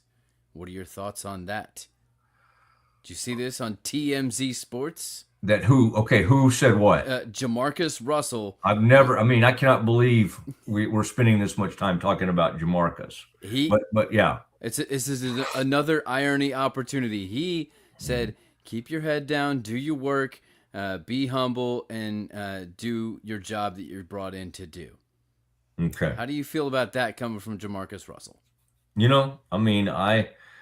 I think that I think there are a couple of quarterbacks out there, and he's one of them, that can offer. And I just looked it up. He's only 40 years old, believe it or not. Aaron Rodgers is still playing at age 40. He's actually past 40, isn't he? Yeah, he's like 44. Yeah. 42. Surely not. Yeah. I do think from time to time, people like Ryan Leaf, who is considered one of the great busts in the history of the NFL, and people like Jamarcus Russell. Ryan Leaf is a cautionary tale. It went from bad to worse, and then he got addicted to painkillers and had all kinds of issues. Yes, I think sometimes I would absolutely listen to people that have done it the wrong way if Jamarcus has turned his life around, and I have no evidence of that. Maybe he has. I just haven't heard much from him over the years. I remember when he was still playing, there was some kind of story. It was he was what Parcells would call an always something guy. There's always something. And the story I remember that comes to mind, and I was working at ESPN.com at the time, had to do something with purple drink. They called it purple drink. Yeah. And that was, I think, whatever is in purple drink was illegal. It comes from Houston, I think. The purple drink culture comes from Houston. What's in there? Codeine and a bunch of stuff? Yeah. Okay. Mm-hmm. Yeah. All right. I've never had any. I've not either. I've known some people to leave for lunch at work and come back with a styrofoam cup. Well, now you may be thinking of something females from my hometown used to drink called Purple Passion, and that was a wine cooler. All right. All right, you ready? Yes. Okay, couple more here for you. Speaking of the Jamarcus Russell and Fernando Mendoza and these quarterbacks, the Raiders have the number 1 pick in the draft for the first time since drafting Jamarcus Russell. Which quarterback do you think they'll take? Okay, at this point, it's got to be Mendoza. I just, the intangibles are off the charts. I'm trying to think who the comp. I don't know if he fits the Raiders culture. I don't know what the Raiders culture is anymore. Well, it's a culture of suck.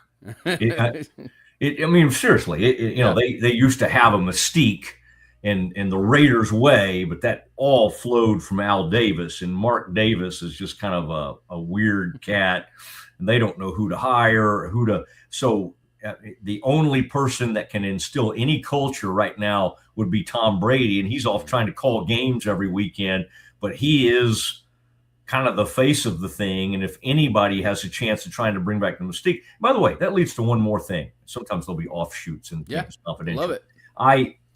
isn't it interesting that as we speak, he's the president of the Raiders.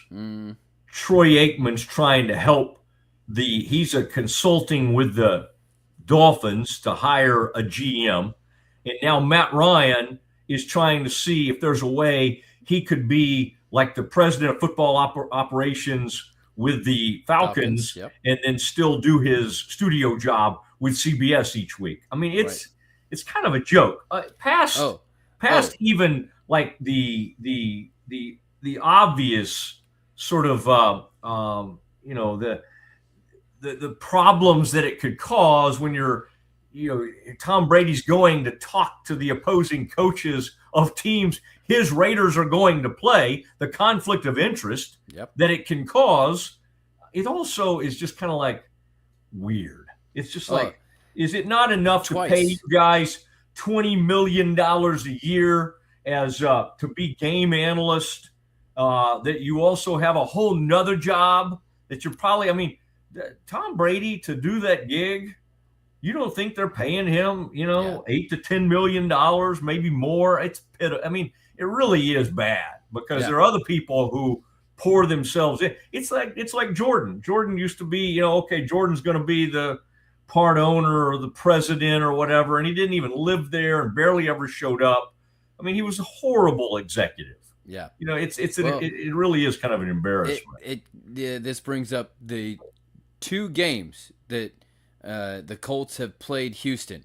You know who's been the analyst in both those games on TV? J.J. Watt. Are you kidding me? J.J. Watt gets to be the analyst in a divisional matchup for a team that he is the best player to ever play for the other team. I don't have a problem with that. That's like Aikman for years, and the Cowboys people think he's too anti-Cowboys. Everybody else thinks he's too favorable for the Cowboys. But otherwise, your analysts are always going to be former players. Yeah. So you can't really avoid that. But come on, you got plenty. Are you saying don't put him on that game? Yeah. I think they like putting him on that game. I know. I think they kind of like I think now that the Patriots are great again, how much fun is it for CBS to have Tom Brady on those games? Yeah. It adds another little layer. But for that, J.J. Watt just has to be a professional and get better at his job and not ever let that kind of inner things.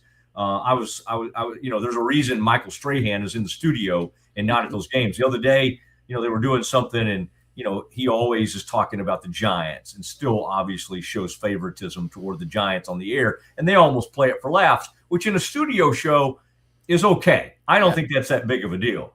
But yeah, these guys that are having these huge jobs, I think it's gotten out of control. What else do we have in Campus Confidential? Well, you never answered the question about the Raiders and the quarterback. Oh, you did. Mendoza. It's Mendoza for sure. Yeah. All right. Last one then. I don't know if you've seen all of the extra niceties between Signetti and Dan Lanning. They've been complimenting each other all week as they ramp up to play this Friday. What do you think of kind of the mental game in that respect? Okay, now I want to make sure I got this right. You're asking me about they've been complimenting each other. Oh, Dan and Signetti all week. Very pat on the back. Reminds me of when Andrew Luck was playing quarterback and he would get sacked really big and he would get back up and say, "Hey, nice hit, nice football." And it would mess with the defensive lineman. I'll tell you this. I think what's happening is more than gamesmanship. I do think there's great respect between those coaches. But I think you have two weird people. They're great at what they do. Lanning shows it sometimes at the end of games or even during games. Lanning has a place where he goes that most coaches don't go. I'll tell you who else has that, Kenny Dillingham. And when you hear Baylor people complain about the stoic nature of Aranda, that's kind of what they're getting at, is they would kind of love. Now, what's interesting is Signetti is actually pretty stoic on the sideline. When you're great you don't care if your coach is stoic. Like when you have a great team and you have a coach who never changes his facial expression, isn't that funny? Because on one hand, here we have at Baylor, we have a guy that the fan base resents. Well, it's because they lose way too much, right? Indiana's become great, and Signetti a lot of times sits over there like Tom Landry. And even when they do something great, barely changes his. So I find this very interesting, the build up to it, because I do think they both have a huge respect for each other, but they also are both pretty cocky. They both have a little bit of an arrogant side to them. And when I say a little bit, I mean a lot. And they both think they're absolutely going to win this game. Now, the theory of hard to beat a team twice in a season, I think it's cliche. I think it's also right. Because I think the odds really grow against you if the teams are pretty similar. So what we have to ask ourselves in the build up to this game is Oregon, are they just barely under Indiana? Or from a talent standpoint, are these two teams almost equal? I will say this. I think the quarterback battle between Moore and Fernando is up here. I think Fernando, because of his poise and just the way he carries himself, his experience, who he is, I think it's up here. I think the offensive tackle and the defensive tackle, I think the trenches. I think the defensive lines and the offensive lines are not much separation at all. I think they're very, very close. So then you come down to, okay, who are the playmakers in this? Like, I think Oregon has some great corners. Indiana has great corners. Indiana is great in the secondary. So I would just say head coaches, I give Signetti a slight edge. Quarterback, I give him a bigger edge from Fernando to Dante Moore. I mean, the truth is, Oregon's only played Tech, which they just destroyed, and USC, which they took care of them, and they got beat by Indiana at home. I'll be shocked. I mean, I think we keep waiting, and that's why the national people, and they end up looking like doofuses. But Kevin, the national people keep saying, okay, it's finally time for Indiana to end. This has to come to an end. If they lose to Oregon, it doesn't necessarily mean some kind of black mark on the program. It could be Oregon just outplays them that day, or Oregon puts an incredible game plan together, or Dante Moore plays, outside. It is interesting to me. You also lead me to think about how I would rank, because you brought up Trinidad Chambliss, how I would rank the quarterbacks who were left in this. I would put Fernando 1, Trinidad 2, Dante Moore 3, and Beck 4. All right. Is that how you would do it? I still think Chambliss is 4, and I'd put Dante at 2 and Beck at 3. I'm still not sold just because he had one great play, or even a decent amount of a season.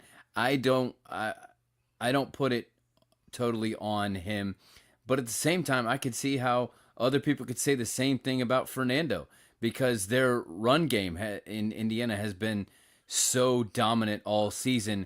But I'll say this: Indiana is probably the most battle-tested team at this point left in the season, because of how they've had to come from behind at Iowa, at Penn State. They won on the road, which hadn't been done in 18 straight games in Oregon, and beat Ohio State, which was the overwhelming favorite.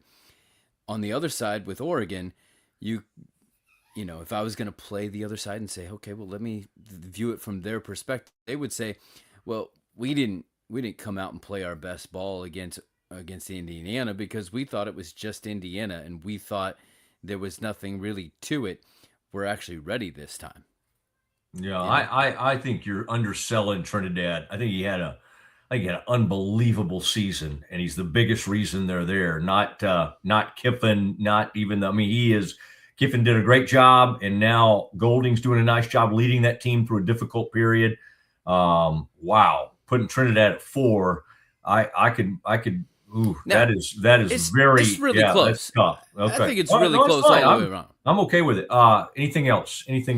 That's all from Sir, you have ignored the portal. Oh my goodness. I did. This is interesting, by the way. Arch, I like this story. Oklahoma has landed University of Texas transfer receiver Parker Livingston. Okay. And they were roommates, and now they will face each other in the Texas OU game. He hauled in 29 passes for 516 yards and 6 touchdowns in 2025, and now he moves on to OU. Wow. Wow. Sooners also getting commitment from former UTSA defensive lineman Kenny Ozawalu. Sources told Pete Thamel earlier today. Wow, that is interesting news. Kid from, he used to be at Richardson Pierce. Then he went out to, what's out by Lucas, Texas? Lovejoy. Went out to Lovejoy High School, and then he went to University of Texas, and now he's going to be at OU. So Arch will face his roommate next year in the vaunted Texas OU game. And then, I thought that was interesting. The TCU taking the Harvard quarterback. I thought that was interesting. And then the offensive coordinator, Charlie Weiss Jr., will coach Ole Miss. Okay, that is news that's happened over the last 24 hours. We thought that would happen. That will happen. And then the quarterback that will head to Auburn, that is breaking news as of earlier today as well, is that what's that? Yeah, earlier today. South Florida quarterback Byram Brown has committed to Auburn. That was the quarterback for Golish at South Florida, and he'll have one of the most lucrative deals of the NIL era. What does that look like? It wouldn't shock me if it even surpasses Brendan Sorsby, $5 million. That means Auburn is somewhere in that neighborhood with $5 to $7 million for a guy who did it at South Florida. That is where we are. And people will say, well, that is what's wrong with college football. And maybe so, but this stuff is fascinating. He's thrown for 7,700 yards and 61 touchdowns, while also rushing for close to 2,300 yards and 31 scores over the last 4 seasons at South Florida.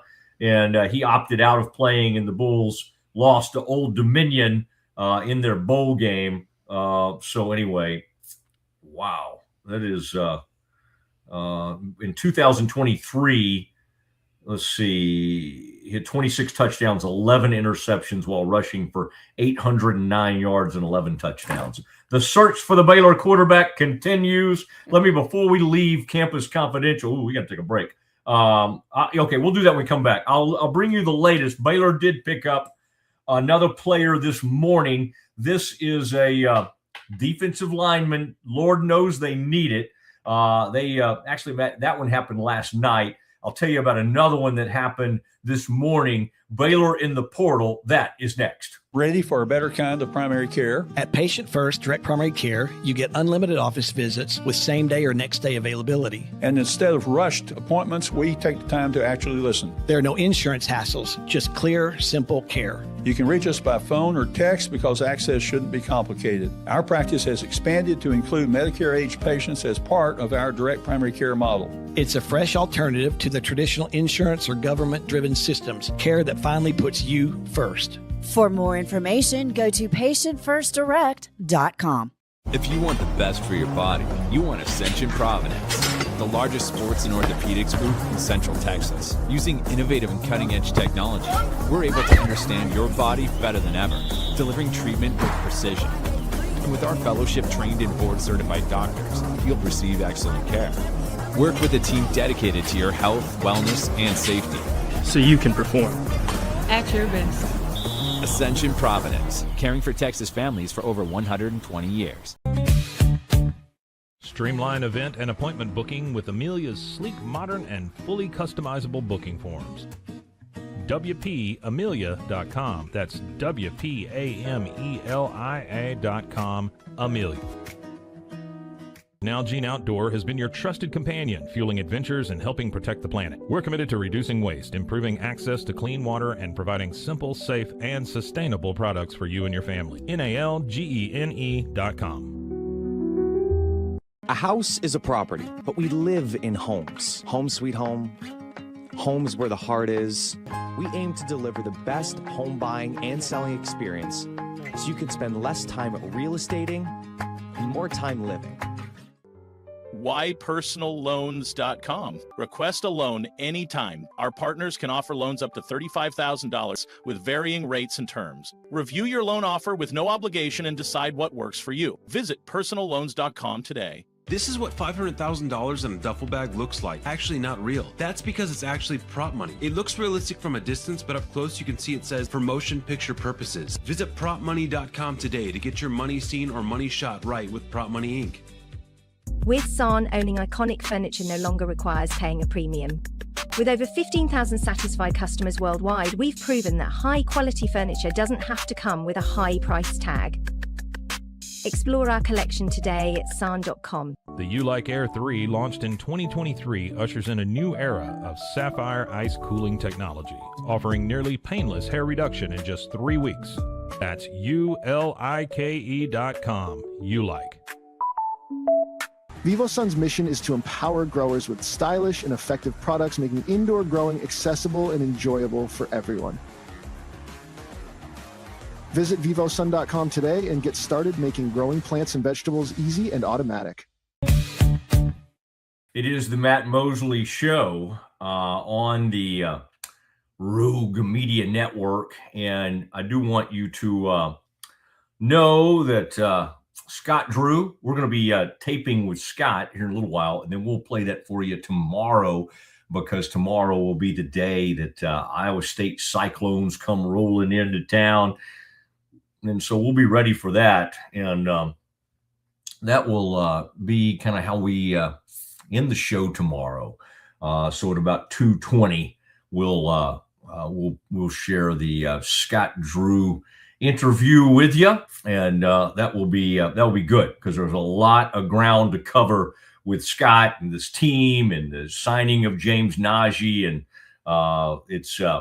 it's been very, very interesting, and I'm sure he's tired of talking about it, but I haven't gotten to talk to him about it, so I am going to bring it up, and we will visit about that, and anxious to have Scott on. We'll do that after today's show, and then we'll share that with you tomorrow. Scott Drew, Kev, I thought it was kind of fun to bring on a new partner, and this is Patient First Direct, personalized health care that puts you first. Patient First Direct Primary Care, located at 15190 Badger Drive Boulevard in Waco. That's 15190 Badger Drive Boulevard in Waco. To learn more, visit patientfirstdirect.com. That's again, patientfirstdirect.com. And this is a big thing, personalized healthcare in this day and age. And I've been finding out more about them. I'll be sharing more and giving you some background on what that is. But we're looking forward to that partnership, and we appreciate them. We'll be talking more about and give you a little bit more about that. But we welcome them. We appreciate Central National Bank, of course, our presenting sponsors, CNB. There it is. Every time I mention it, my man, Hoosier Hall puts it right up there in that left-hand corner. Ascension Providence, Sherry Johnson, Siegmund James. I just noticed they added another attorney. There it is, right there behind. Well, I don't think you're seeing the time I am, but for me, there it is, Sherry Johnson, Siegmund James, and tremendous attorneys. And they just brought on another really talented young attorney, and a lot of people lot of people have used them, and they've had a lot of success. Schmaltz's, the greatest sandwich shop in all of Central Texas. And, of course, the Landing. This is the time we do the Landing. The Brazos Landing and the Bang Bang Shrimp, the unbelievable, the chicken fried steak, the BLT. There's just something about what they put on that BLT. The bacon just hits a little different. I get my bacon crispy, but there's I don't want to call it marmalade, but it's a honey type sweetness to it. And it's what I'd like to have right now. In fact, have there been times I've made the drive from the Metroplex down to Waco just to get some Brazos Landing? Absolutely. Absolutely. May do it tomorrow. May do it as soon as tomorrow. Bears have a huge game. And again, we'll have Scott Drew on tomorrow to talk about it, head coach for Baylor. And then we'll get you ready because the women are going on the road and they've got a game Thursday, and then they turn around and play Sunday. Actually, they come back home. So it'll be exciting to see the Baylor women as they've been on the road. And so they'll come back to us. Again, the huge news today as we close is Matt Eberflus fired as the Cowboys defensive coordinator. And it's a rough day. You never root for things to happen, but it happens in the NFL. These guys make huge money, and it just didn't work out. And again, it's not just on Eberflus. There's a reason the Cowboys, going back to 2020, have had 3 one-and-dones. Mike Nolan, Mike Zimmer, and now Matt Eberflus. All right. Is it all those coaches' fault? Maybe some of it. But at some point, the people making these hires need to be held accountable too. Jerry holds himself accountable, but could never fire himself. Never would think about it, but loves the fact that he's the one able to navigate and make changes. And of course, they've now had the same GM since that time that he arrived in 1989. There's some argument to that, by the way, because you'd have to look at those contracts pretty closely back in the day to see what Jerry's job responsibilities and what Jimmy's were. And I believe that was what led to a lifetime of animosity between those two, is who truly deserved the credit for those early Super Bowls. The one thing we know is that Jimmy, once he was gone, they've never been back to a Super Bowl. So that's really all we have to go on. That's all we will go on. But the Cowboys now search. We had Nick Harris on earlier from Fort Worth Star-Telegram, and he thought at this moment, he believes it's a 2-horse race for the defensive coordinator between Jeff Ulbrich and Jonathan Gannon. And I've been looking into both of them. I think both of them would be fine choices. I think I'm going to be presenting in the next couple of days as we decide who it's going to be. I can kind of tell you more about like what they're known for, what their secondaries are known for, what they're known for pass rush wise. And I think we can get a little bit better look at what these candidates represent. And so we will do that. It is the Matt Mosley Show. Thank you, Kev.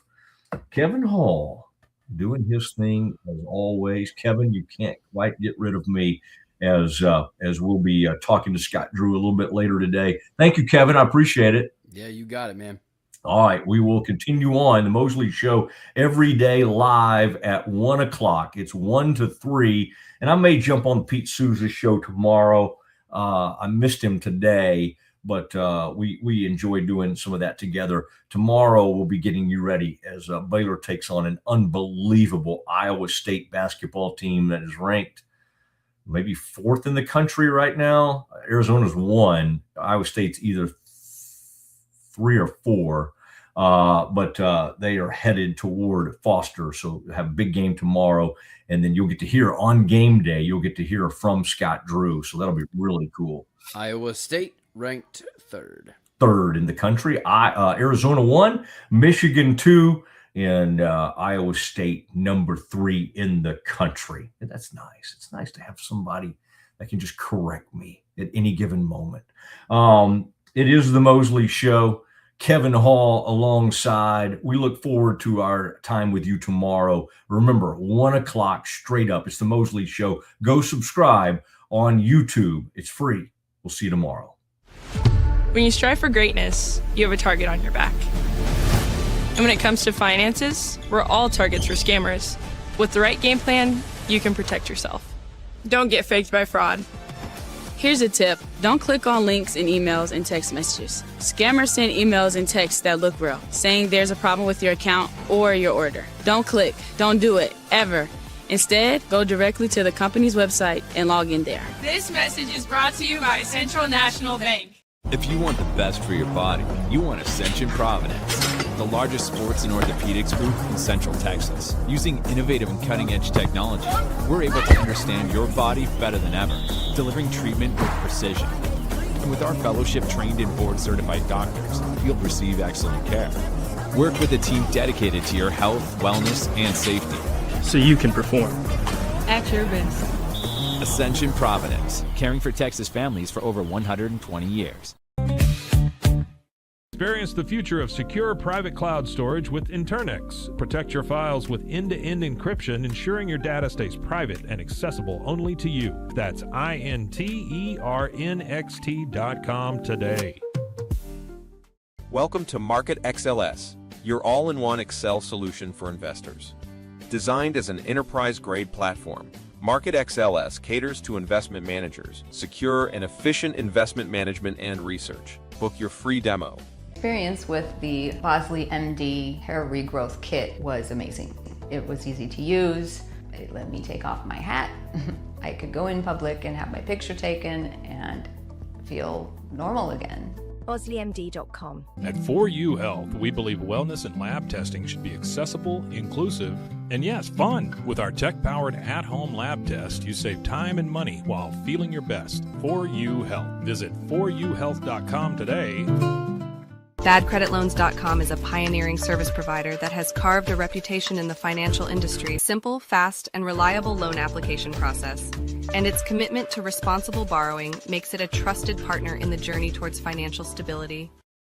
Unlock a world of convenience with Mullybox, your one-stop solution for personalized subscription boxes delivered right to your door. Each box is tailored to your taste. Mullybox.com. That's MULLYBOX.com. With a focus on performance, design, and customer service, we're here to help you work smarter, not harder. Join us on our journey to simplify your world. Visit acasis.com today. That's ACASIS.com today. Experience the perfect blend of exquisite craftsmanship and life-changing technology with Gevi. Every product is built with precision, featuring specialized parts that ensure durability, efficiency, and safety. Upgrade your everyday with Gevi. Visit us at gevi.com to discover more.